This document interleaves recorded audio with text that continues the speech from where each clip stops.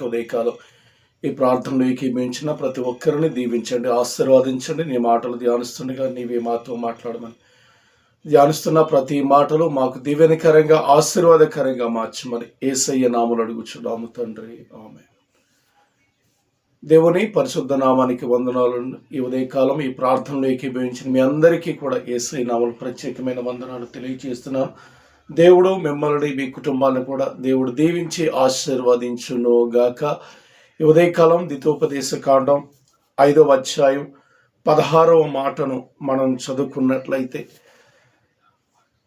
నీ తల్లిదండ్రులను నీవు సన్మానించినప్పుడు నీవు దీర్ఘాయుషు కలుగుతుందని దేవుడు ఇక్కడ ఒక మంచి మాటని ఉదయకాలం దేవుడు మనకి జ్ఞాపకం చేస్తున్నారు. పిల్లలు ఎవరైతే తల్లిదండ్రులను సన్మానిస్తారో, ఎవరైతే తల్లిదండ్రులను ప్రేమిస్తారో, ఎవరైతే తల్లిదండ్రులను ఆదరిస్తారో వారికి దేవుడు దీర్ఘాయుషువును ఆరోగ్యాన్ని అనుగ్రహిస్తాడని ఈ ఉదయకాలం దేవుడు తన వాక్కుతో మనందరితోనూ బలపరుస్తున్నాడు. పిల్లలు దేవుడు చెప్పే మాట అండి ఇది. ఎందుకంటే దేవుడు ఎక్కడ తల్లిదండ్రులను ఎక్కడ వదిలిపెట్టమని కానీ, తల్లిదండ్రులను చూడొద్దని కానీ బైబిల్ గ్రంథంలో ఎక్కడా కూడా లేదండి. తల్లిదండ్రులను ప్రేమించాలి, తల్లిదండ్రులను ఆదరించాలి, వారిని సన్మానించాలి, వారిని గౌరవించాలని దేవుని యొక్క వాక్యం బైబిల్ గ్రంథంలో చాలా సందర్భాల్లో మనం చూస్తూ ఉంటాం.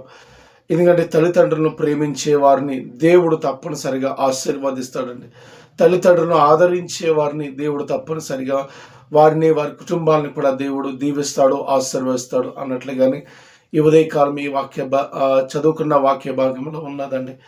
మీరు మీ దేవుడైన యెహోవా మిమ్మల్ని దీర్ఘాయుషు మీకు అనుగ్రహించాలండి, తల్లిదండ్రులను మీరు సన్మానించాలని వాక్యం చెప్తుంది. కనుక ఈ ఉదయకాలం దేవుని మాటలు వింటున్న మనమందరం ఆత్మీయులైన ప్రతి ఒక్కరూ కూడా తల్లిదండ్రులను ప్రేమించేవారిగా, తల్లిదండ్రులను ఆదరించేవారిగా, తల్లిదండ్రుల మాటకు లోబడేవారిగా మనం ఉంటే మనం ఆరాధిస్తున్న దేవుడు తప్పనిసరిగా మనందరికీ దీర్ఘాయుషును ఆరోగ్యాన్ని దేవుడు అనుగ్రహిస్తాడు, దీవిస్తాడు, ఆశీర్వదిస్తాడు.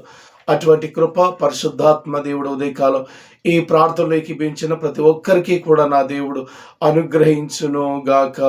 ఆమేన్.